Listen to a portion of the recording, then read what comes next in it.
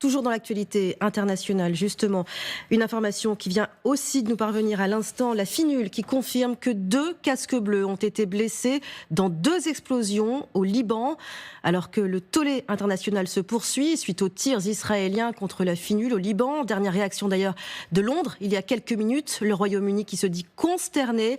Il est essentiel que les casques bleus et les civils soient protégés, c'est ce qu'indique la porte-parole du 10 Downing Street, le Premier ministre libanais qui demande à l'ONU une résolution sur un cessez-le-feu immédiat au Liban. Voilà pour l'essentiel, Marie-Aline. Merci Kadi. On va justement aller plus loin avec nos invités. Est-ce qu'une ligne rouge vient d'être franchie par Israël pour la 2e fois, donc en moins de 24 heures?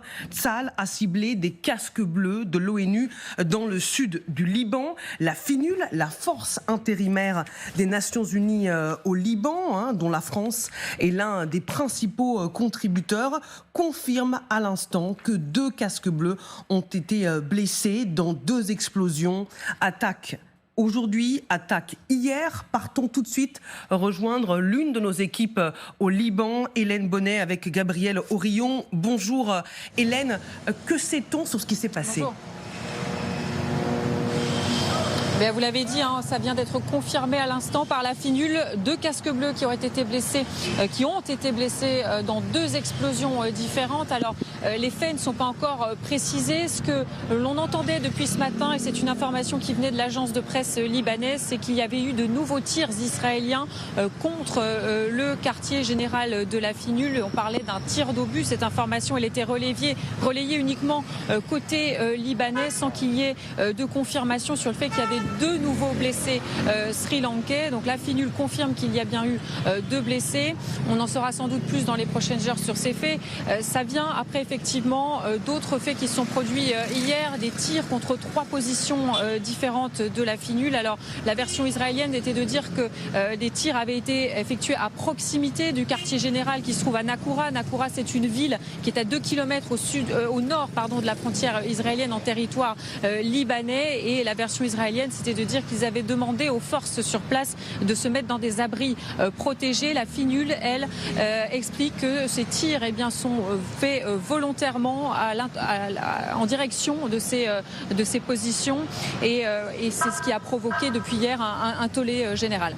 Merci beaucoup Hélène Bonnet pour ces précisions. Hélène Bonnet en direct de Beyrouth avec Gabriel Aurillon, nos envoyés spéciaux au Liban. Pour comprendre ce qui se joue, Magali Barthès, bonjour. Notre spécialiste des questions internationales sur LCI. Benoît Billan, bonjour. Vous êtes stratégiste, historien militaire. Sébastien Abyss, bonjour. Chercheur associé à l'IRIS, directeur du club Déméter.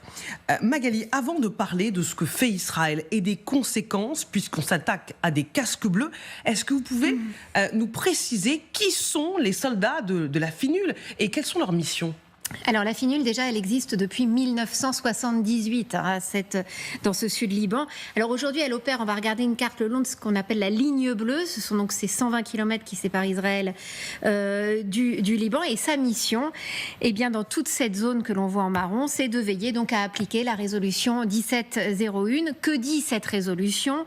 Que les miliciens du Hezbollah doivent quitter le sud-Liban pour remonter au-dessus du fleuve Litani et laisser la place, donc dans cette zone, à l'armée libanaise, à la FINUL, avec évidemment Israël ne franchissant pas cette ligne. Alors là, sur ces images, on est en 2000 et on les voit, ces casques bleus en train de marquer une ligne bleue avec leur pot de peinture, cette ligne qu'ils sont censés garantir. Sauf que, évidemment, tout ça est resté un vœu pieux. Le problème, c'est que c'est 10 000 casques bleus. Ils sont 10 000, dont 700 Français.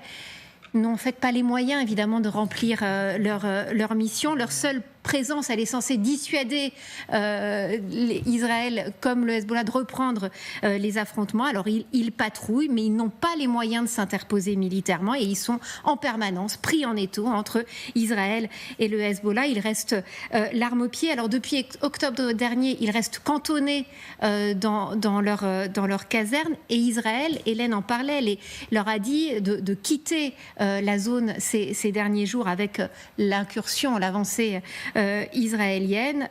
Pour le moment, ils avaient refusé de partir et les voilà donc pris au milieu des affrontements depuis 24 heures. Benoît Billan, des casques bleus pris pour cible par Israël. à la frontière avec le Liban. Est-ce que ce cap a déjà été franchi ? Alors, il y avait déjà eu, au moment de la guerre de 2006, des intimidations, voire plus que des intimidations contre les casques bleus et de manière générale contre les forces internationales. L'aviation israélienne s'était montrée intimidante vis-à-vis de bâtiments français qui venaient évacuer des populations à Beyrouth à l'époque, avec des passes d'attaque simulées ou ce qui pouvait ressembler à des passes d'attaque simulées. Donc, Israël est assez coutumier du fait, pendant la guerre froide, alors ils ont toujours prétendu que c'était une erreur, ils avaient même attaqué avec l'aviation un bâtiment de la marine américaine, donc c'est dire qu'ils sont capables d'aller assez loin dans ce genre de provocation. Donc c'est pas nouveau, c'est un message assez direct pour demander à la FINUL de déguerpir et de les laisser s'occuper du Hezbollah au sud du Liban. Donc c'est assez cohérent avec la ligne dure qu'adopte Israël depuis le début depuis le lendemain du 7 octobre en fait. C'est une ligne dure, mais qui pourrait avoir des conséquences terribles. Est-ce qu'on imagine, parmi les soldats de la FINUL, des Français blessés, voire tués par des tirs israéliens? Ça a failli se produire. Alors, j'ai pas la nationalité des deux casques bleus qui ont été blessés, mais enfin, s'ils ont été blessés, ils auraient aussi bien pu être tués. Il y a eu des tirs de chars, donc ça aurait tout à fait pu faire des morts. Et si ça continue, statistiquement, ça va en faire. Donc ça risque fort d'arriver. Je pense qu'il y a aussi Israël a acté le fait que l'ONU, de toute façon, n'était pas son ami entre guillemets. Oui. En tout cas, dans la perception du gouvernement israélien, c'est ça. Et donc, aujourd'hui, ils en ont un peu rien à faire. Et on sent qu'ils testent. En fait, ils testent des lignes. Et à mon avis, à part les Américains, personne ne pourra leur dire... l'ONU, la parole de l'ONU aujourd'hui à Tel Aviv, elle ne pèse pas grand-chose. Ouais, donc hier, c'était des Sri Lankais, les soldats Sri Lankais de la FINUL qui avaient été touchés. Aujourd'hui, c'était des Indonésiens. Sébastien Abyss. Oui, trois choses. D'abord, en effet, rappeler que sur cette force onusienne, c'est à peu près 100 000 soldats, la FINUL dans le monde. C'est majoritairement des soldats d'Asie et d'Afrique. Et les soldats blessés illustrent bien cela sur les 10 000 présents au Liban. Deuxième commentaire, on sait que la FINUL au Liban s'est installée dans ces zones sud, précisément compte tenu de l'historique des événements, d'autant plus après 2006. Et on voit depuis quelques heures fleurir des commentaires sur le fait que ces points de la FINUL étaient en territoire tenu par le Hezbollah. Bon, je voudrais juste rappeler deux choses. Un, on a demandé aux soldats de la FINUL d'être dans le sud du Liban. Oui. Donc ça, il y a une géographie et il y a une décision onusienne. La deuxième chose, c'est que le Hezbollah n'est jamais revenu derrière la frontière du fleuve Litani pour une raison très simple. C'est qu'on est dans une zone du monde extrêmement aride où l'accès à l'eau est précieuse pour produire de l'agriculture. Et quand le Hezbollah a gagné en importance dans la vie politique et économique au Liban, le Hezbollah s'est beaucoup occupé du ministère de l'Agriculture. Et tenir les ressources hydriques du fleuve Litani était une façon aussi de produire un minimum et de toucher le quotidien des gens. Il ne faut pas perdre cette économie aussi derrière les stratégies d'acteurs sur ce temps long. Troisième commentaire, je rejoins ce qui a été dit. Aujourd'hui, on a un gouvernement Netanyahou qui est quand même, entre le Premier ministre, qui est dans une fuite avant existentielle à des fins personnelles, sinon il risque beaucoup, des idéologues qui l'entourent et qui sont plutôt va-t-en-guerre depuis un an, on a un déni de l'ONU. Je rappelle que Netanyahou a quand même déclaré, il n'y a pas si longtemps, qu'il fallait que le secrétaire général des Nations Unies démissionne. Qu'Antonio Guterres démissionne. Bon, il n'y a aucun chef d'État dans le monde qui a demandé, sauf erreur de ma part, une démission d'un secrétaire général de l'ONU. Ces frappes qui ont été commises, ces deux frappes entre hier et aujourd'hui, interrogent évidemment. Et moi, le constat que je pense qu'il faut aussi qu'on fasse, c'est quelle est l'autorisation ou non états-unienne. Est-ce que les États-Unis condamnent ces frappes ou au contraire semblent conforter une stratégie qu'on voit se développer depuis quelques semaines maintenant, c'est-à-dire qu'il y a une autorisation pour que Israël éradique le mouvement hezbolliste au Liban, renforce l'armée libanaise, conforte un discours diplomatique sur les Libanais, vous devez reprendre le pouvoir par l'armée libanaise, mais pas par les voies du Hezbollah.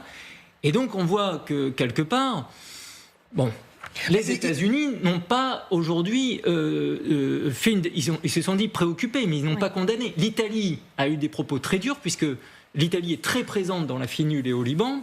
On voit que 900 hommes. voilà, donc on a des pays qui ont des réactions très différentes au niveau européen. Les États-Unis, la position est très ambiguë. On sent quand même que les États-Unis actuellement sont sur une ligne de dire éradiquer le Hezbollah. Finalement, allez-y. Alors, la France a réagi, Magali Barthès. L'ambassadeur d'Israël en France est convoqué. Voilà, c'est ce qu'on apprend de la part du Quai d'Orsay à l'instant, c'est qu'en effet, le Quai d'Orsay donc, convoque l'ambassadeur d'Israël en France et que le ministère fera une déclaration dans la foulée pour dire, et on s'en doute, l'émotion extrêmement vive, parce que oui, l'Italie a un très gros contingent, mais nous, on est à 700 casques bleus dans cette zone-là.